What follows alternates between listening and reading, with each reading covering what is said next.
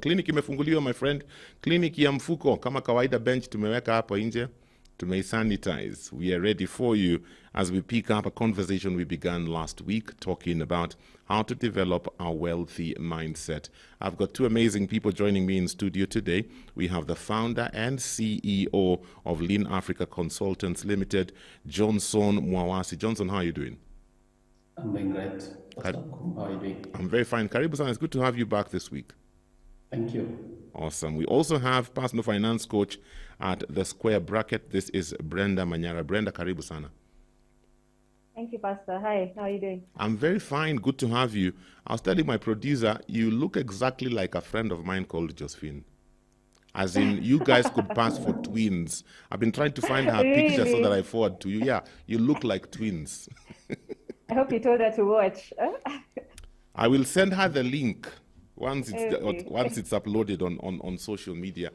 Take us back to last week so that we can catch up and pick up from where we left off. When we talk about a wealthy mindset, what exactly are we talking about, Brenda? Yeah, so from last week, we were saying that a wealth mindset is basically just the behaviors and attitudes that wealthy people have. We contrast it against now a scarcity mindset or poverty mindset, which now makes you act in a way that will keep you poor. Yeah. So that is what we've been discussing, how to actually develop a wealth mindset, or more importantly, how to know whether you have a poverty mindset or not, and how to adjust that. Okay. And last week, Johnson, we talked about, sometimes we think it's the money. People are waiting one day when I hit the jackpot, my life will be different. But from what we discussed last week, it's not really about the money. It's about, maybe you can say something about that. Yeah, I think it was clear from our previous discussion that it's always not about the money. People with wealthy mindset, of course, understand where they want to reach, the kind of goals that they want to achieve in a specific period of time. So once they achieve those goals, then of course they reach that point whereby they feel that they have achieved, those specific goals that they have planned to achieve. Do you believe anybody can build wealth? Anybody? As long as you develop the right mindset. Yes, of course, I believe that. It's just a matter of how you handle money when you get it. One of the things, in fact, one of the greatest indicators of having a wealth mindset is, do you feel the need for instant gratification? Yes. Yeah. Somebody with a scarcity mindset definitely wants to feel good now. So when you get money now, you want to enjoy it now without really thinking about what will happen in the future. The reason for this is, yes, you have the belief that you don't believe that you'll be able to get money again. And this is so common. Even now in December, I know people will get some bonuses or dividends.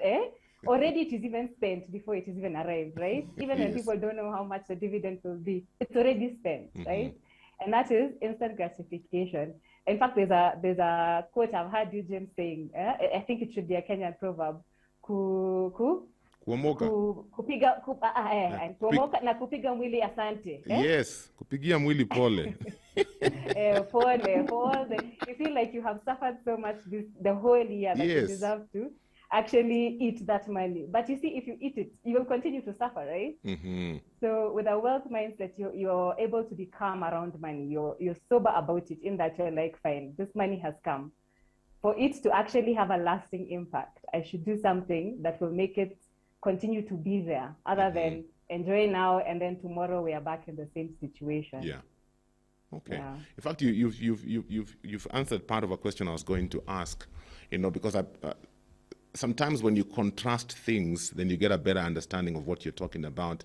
And so, Johnson, just looking at how somebody with a poverty mindset and somebody with a wealthy mindset think, and contrasting the two, I think that can help us to begin to get a clearer understanding of exactly what we are talking about. I don't know what other examples you can use. Brenda ametuambia mambo ya dividends. Zikitoka this year tutasema hallelujah. Na hii corona vile ilikuwa imetuchapa kiboko. Let's wait and see. Yeah, I think just to comment on that, if you look at people with a wealthy mindset, of course, these are individuals that have already evaluated the environment around them and understood very clearly where they want to go. So they have a very clear roadmap as to how they'll move from point A to point B. And of course, we have many goals along this roadmap. So once they, for example, get that bonus or dividend, they already know where to plug that. And of course, they're plugging it in opportunities that, of course, will generate cash flows in the near future. Yeah. When you look at the other side, somebody with a poverty mindset, of course, when they get that money, of course, they're looking at, the immediate needs, they're not looking at tomorrow because they're limited in terms of foresight. And I think that is the difference. So I think we need to try and see how do we build that culture whereby we understand what we need to achieve in that specific period of time. I want to look back at the Maslow's, hierarchy of needs. We clearly have, our priorities. So we need to understand what is it that we want to achieve. Is it social security? Do I need a house? Do I really need that car? Is it important now? Should I invest in a car and forfeit, investing in an opportunity that will make my life tomorrow comfortable? So I think those are the differences. And it's good that we can be able to discuss this so that we can help people to build that culture so that they can be able to move forward. I like what you're saying, Johnson. And from it, I'm picking that it's not just about how we handle money, but it's about how we make decisions in everyday life. Is that what we are saying, Brenda? Because sometimes you can think, because we are talking about a wealthy mindset, it's just about how I handle money. But it seems like it's way bigger and broader than that. It's about everything. Am I right to think that way? Yes, definitely. And now let's talk about how you're thinking rather than the amount you have. You'll find that people with a scarcity mindset, I avoid the word poverty because I'm very careful with my words. Words have power. Yes. A poverty mindset, when it comes to how they make decisions, they are influenced by people around them, what people think. They make decisions based on popular opinion. If you want to invest in something, you want to invest where everyone is investing. Yeah. You hear there's a new cryptocurrency thing, you want to jump there because your friends are jumping there. Rather, for people with a wealth mindset, on the other hand, they often tend to be very independent-minded. If you look back at what people have done in the past, the people who currently live in Karen, when they were buying those properties in Karen, Karen was a forest, right? Yeah. That time when you tell somebody you're buying there, they think you're crazy. Uko Nimbali. Uko Nimbali, where is that, yes. right? But they had such a great vision for themselves, of the plans they have for themselves, that they were able to do that. On the other hand, you'll find somebody then with a scarcity mindset or poverty mindset would rather say, ngoja barabara ifike, that is when I'll buy. And when you say those sorts of things, you end up not taking any action because those days will never come. Yeah. So being able to be independent minded and make decisions for yourself, that is part of developing a wealth mindset. Wow. I like that because you've talked about vision. Many times you sit down with people and, what will be, will be. We have no idea where we are going. Tukifika tutajua tu, one day God will remember us. Bwana asifiwe. Johnson, talk to us about the importance of vision, having a vision in connection with developing a wealthy mindset, because I think that's a very, very important aspect. And how does one develop even a vision? Because it sounds like an easy thing, but I don't think it's that easy for many people. Very true, Pastor Okumo. I think it's very clear that you'll realize that we might have people who are very well trained around financial management, but then on the ground, what we say in the Kenyan space, things are very different because they're not very able to manage themselves. So I think this is a difficult area, and in my personal opinion, it takes time for somebody to understand where actually they want to go. Building a vision is very important because it sort of guides our direction and make sure that we are always on check towards moving towards that vision. So I think what we discussed in our previous session, it boils down to what is the environment around us? Do we have people who are able to influence us to realize that we have a bigger goal to achieve in life? And I think all that goes a long way to building that right vision that we want to really achieve in our lives.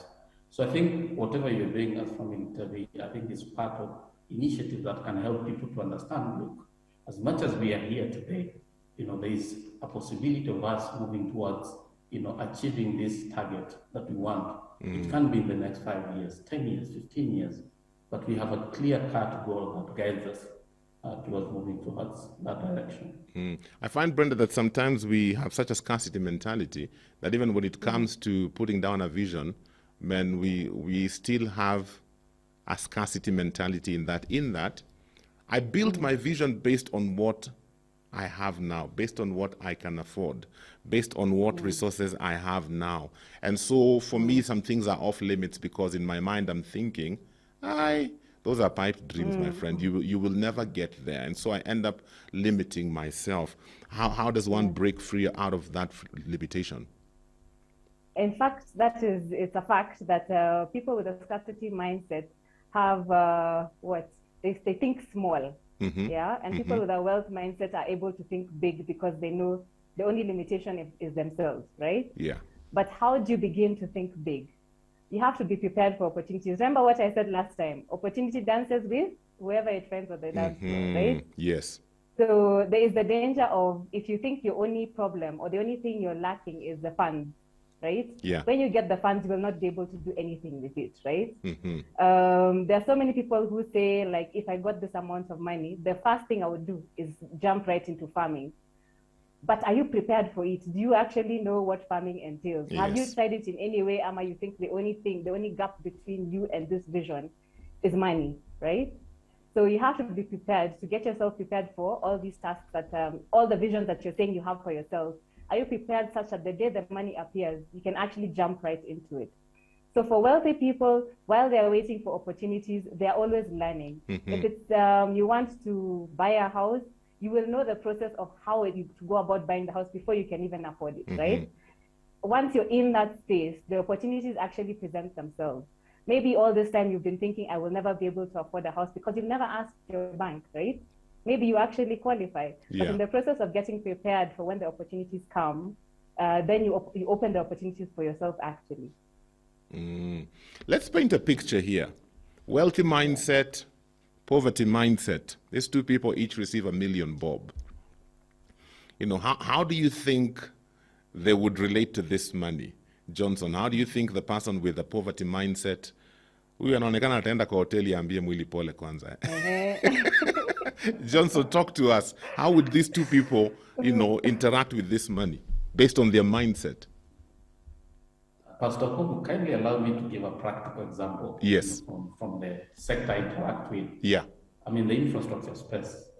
And you find most of our briefcase contractors, when they get their deposit, advance payment, call it, in this space, it's normally a relatively huge amount of money. Yeah. So those that have this poverty mindset, of course, what they'll do is first, take a luxury trip to, Dubai, squander the money. Yes. Buy, an expensive car, forgetting that this money was supposed to be invested in the project so that they can be able to generate production and, of course, invest and get money to run and build a company. So immediately they come back, they realize they do not have money actually to implement the project. And what happens is the project stalls, guarantees are called. But if you look at somebody with a clear mindset, wealthy mindset, a clear roadmap of how or where they want to take their company to in the next X number of years, they'll plan for that money, invest it efficiently, so that the next month they're able to generate more production, so that they can invoice and generate more money that will help build the company, become more efficient. So I think that gives you a very clear picture on the ground, how these two silos will think in terms of when they get this money. And that is what is happening on the ground. You get your bonus, you get your dividends, and what you think is just squandering the money. Yes. But somebody with a wealthy mindset, of course, because you already have a roadmap, you already have goals, mini goals, and of course a vision, you'll definitely know where to pump that money so that it can generate more returns, tomorrow. And I think that is a clear distinction between these two pieces of thought. Okay, Brenda, they tell us in this generation, YOLO. You only live once, my friend. Wachana na kesho. Kesho, God will provide another one for tomorrow. Hii leo imekuja. You know, watu wabonde raha, we live life, we enjoy to the full mwenjoyo, you know, and we celebrate, and then tomorrow will sort itself out. Is that a bad way to think? Is that what you're telling us? Kwanza, YOLO and FOMO. Yes. You're missing out. Go together. Eh? You're like, if I don't YOLO, tomorrow I will see the pictures of how all my friends enjoyed themselves, and I'll feel really bad about it. Yeah. But yes, it is, I mean, yes, true, you only live once, but you also only die once, right? I don't know why we only like to think of, you know, if you don't live now, you will never enjoy again. You can also think of, if you spend all your money now, what will happen tomorrow, right? So for someone who has a scarcity mindset, poverty mindset, if you give them $1 million shillings, they tend to be, or an amount of money, whatever amount, they tend to be very obsessed with material things because of the way, from having lacked all their lives. You know, when you see a rich person, what we imagine is a rich person. We know it to be a flashy car, yes, nice clothes, blah, blah, blah. So the second you get an amount of money, that is what you want to go for. You want to go for material things. Yeah. And it is actually why pyramid schemes and all those things work, because you've seen the chemical video. How are those people dressed? Why do you believe that man is rich? Business legit. Legit. The reason we fall for those things is because that is the vision we have given ourselves of what wealth looks like. And we only believe that because it is what we have told ourselves what wealth looks like. Proper wealthy people tend to be very conservative with their money. In fact, they lean towards minimalism. You'll find, like, the way Steve Jobs had, like, one closet. Like, you have 10 black shirts, 10 black pants. Yeah. They're not really about how they look. It is about, they understand what money is actually there for. They understand something very fundamental about wealth, that wealth is supposed to be felt, not seen. Yeah. Pause. Can... Say that in English slowly. I think that is very important. Proper wealth, real wealth is supposed to be felt, not seen. Yeah. Okay. I want that to absorb, to sink in, because, you know, we ride in matatus with people who are very wealthy and we just don't know. Mtu ako na shamba, lakini he's in that matatu. Yeah. Can I throw a spanner in the works, Brenda? Yes. I keep wondering, based on that statement, yes, is this an African problem? And the reason I'm asking that is because even when I look in the West, when, you know, the black Americans, when they get a little money, they buy the gold watches and the gold chains and the flashy cars, and they want to show you how rich they are. I keep wondering, hii ni shida ya Afrika, ama that is too far-fetched? You've actually accidentally stumbled on a fact. It is not really that it's an African thing. It's cultural. And if you look back at the cultures that behave that way, it is because they came from lack. Yeah. You have a history of not having. Yeah. So we get it from generation to generation that we don't have. So when you have, you feel like you have to show everyone that you actually do have it. Yeah. If the way you've contrasted Black Americans, if you compare with the rest of the Americans, the wealthy non-Black Americans are pretty subtle with their wealth, unless they're a rapper or something.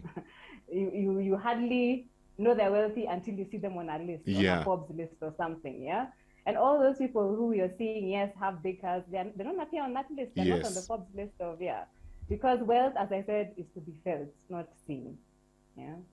Hey, okay. Hapo lazima tu pause tujiangalie. Are people just seeing me or do they feel me? If you have any questions for us today, 20316 is the SMS line. WhatsApp number 0786316316. How to develop a wealthy mindset. We'll give you some practical tips in the next short while of how you can begin to develop that kind of mindset. So if you have a question, ask it now. Usingoje mpaka wakati ukiisha ndio niulize. I have a couple of questions that are coming in this morning. There's one here, somebody's asking, how do I overcome fear? That fear that is associated with lack, Johnson. Fear that hautapata nyingine. Fear that if you invest itapotea. How does one overcome that fear, Johnson? Yeah, Pastor Kum, I think that is very true. Most of the people are actually afraid, to risk their hard-earned coin, into opportunities. But we need to look at, the risk return paradigm, if you don't risk and don't expect to get a return. Yeah. But I'm not saying that you should just pour your money into any opportunity that comes.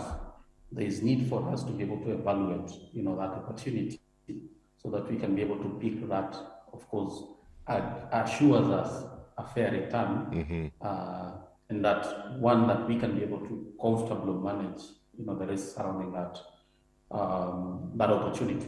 And this is not straightforward. And this is why I think there's need for us to be able to inculcate some of these skills at an early age. Yeah. Entrepreneurship is important for us, even at primary level. Do our kids understand how they can pick some opportunities surrounding them? I think this is something that should be taught, so that as we grow, then we are able to evaluate, basic skills around, analyzing figures. This is not straightforward for people. The mama bloggers, in the market, they need basic skills to be able to know this is a profitable venture. This is not. This one will give me a return after 2 years and not 1 year. So I need to be patient so that I can earn that relatively higher return in 2 years. So I think we need to overcome that fear and delve into this market. Try and get knowledge as to how you can be able to build some of these skills to evaluate these opportunities. Okay. You need to get out of your comfort zone and, of course, get your hands dirty and invest in those projects. But of course, after doing a very careful analysis of those opportunities. Okay. So there's no way we can be able to get these returns unless we put ourselves, out there in the market. Another question, maybe Brenda, you can answer this one. This individual says, I'm in a problem. Yes, we have a desire to grow and make it in life, but doing it alone is so hard. So sometimes you have to get finances from somewhere. Bank charges are high. In other places you can get loans. They are not so trusting. So this person is basically wondering, how do I access finance? Are there other options? Okay. That one is tricky because I want, everything in me would be of the opinion that finances is probably not the only thing you need. But yes, I do understand people feel they need to borrow money to make money. Yeah? They say you need money to make money, right?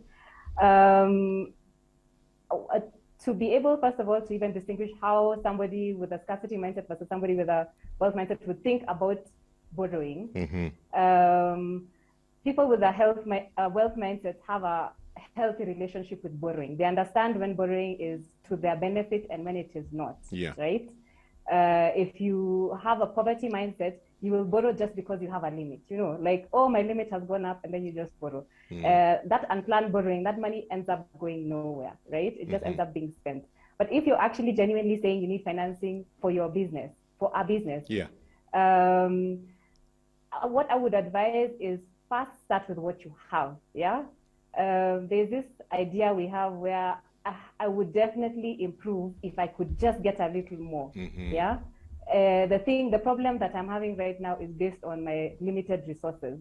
Yet you have seen, people who, utter with 1,000 shillings, are running successful businesses, right?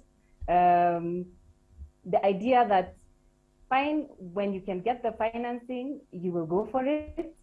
But in the meantime, start with what you have. Getting used to being able to start small, even if the return might not seem significant to you.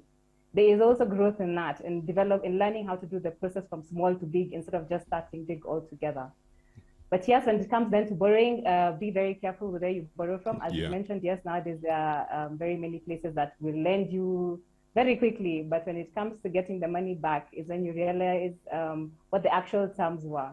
If you can avoid predatory lending, that is lending where the interest you're paying back is so ridiculous, or the attached terms that you didn't know, like I've had nowadays, they're saying now they're calling your friends, your family, and you are not aware of that. If you can avoid it, you should really aim for that. Aim to work with what you have as much as you can. Okay. Maybe Pastor Kumu, just to add 1 minute to what Brenda said.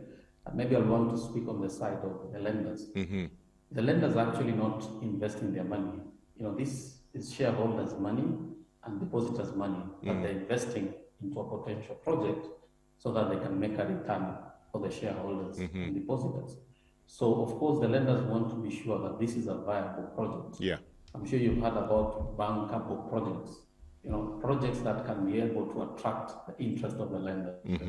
So, of course, as an individual, you need to conduct a thorough analysis and package your project, evaluate your project to be sure that it has the capacity to be able to sustain the financing that you're going to borrow for that particular project. So test it, stress test it, if that is necessary, so that you can be very sure that the business has the capacity to be able to pay back this loan that you're going to borrow, and of course to pay back the interest that will be levied on that particular loan. Okay. Back to the statement you said, I've got Shalon. Shalon is saying, that statement, sijaelewa, real wealth is supposed to be felt, not seen. Felt by who exactly? The owner ama watu wengine? By the owner. It is you who should feel I am wealthy. You should not be having that stress of where is my next check coming from, like how am I paying rent. It's supposed to be felt. It's not really about how big is my car and all that. That's what I mean by that. Felt by you. Others will feel because you will definitely be more confident when you walk into a room. Yeah, it will be felt by others as well because you will just be comfortable in yourself. You will not need those external things to prove who you are. You know, you know what your worth. Yes. You don't need to prove to anybody. Yes. Because the flashy lifestyle is really about proving to other people that nimeomoka. What practical steps can one take? Let's talk about practical steps. So I'm listening to this conversation. I was listening to it from last week. I'm at that place where I recognize that probably I have a poverty mindset. I have a scarcity mindset, and I want to transform to get to the place where now I'm developing a wealthy mindset. What do I do? Where do I start? What steps can I take, Johnson? I think the first thing is to evaluate where you are. Are you happy with the kind of life that you're leading? Are you able to meet, for example, emergent needs that might arise? Yeah. You have an accident. Can you successfully cover, the hospital bills? Do you have disposable income that, you can be able to meet some, needs that you might have? So I think evaluation of your own self is first an important step so that you can know, look, there's a big gap that I need to fill. And I think the next step will be, how do I influence my movement from where I am to where I want to go? And first, do I even understand where I want to go? How do I build a vision? Where do I want to be in the next 10 years, 20 years? So I think that is the first step. And then now building a roadmap that will guide us from where we are, of course, to where we want to reach in X period of time. Okay. And of course, there will be need to build knowledge and skills all along this path. Learn of experiences. What have others gone through in their quest to build wealth? And how can I learn from their mistakes and equally their successes so that maybe I can be able to quickly reach my target? So it's a constant experience of learning, building yourself, getting knowledge. As we've said, you need knowledge and skills to evaluate opportunities, to manage opportunities, to manage your investments. And I think that is a journey, and that is a practical step that you need to take for you to build that, wealthy mindset and, of course, being wealthy. I like what you said about learning, because Brenda, changing a mindset is hard. The natural inclination is to fall back to the default, because the default is what you are used to. The default is what comes naturally to you.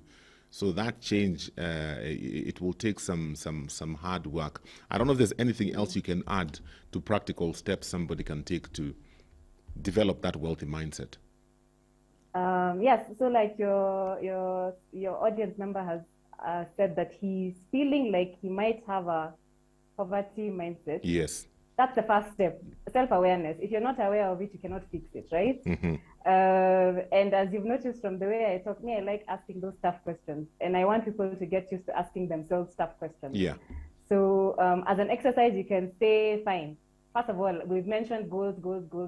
Fine. What am I actually trying to achieve? What is it that I want to achieve? List those things higher. What obstacles do I feel are in my way other than money? Yeah. If you can put money aside from the equation, what obstacles do you think are in your way? The other audience member mentioned one of them, fear. Fear, so you know yes. you're afraid. At least you know. Yeah.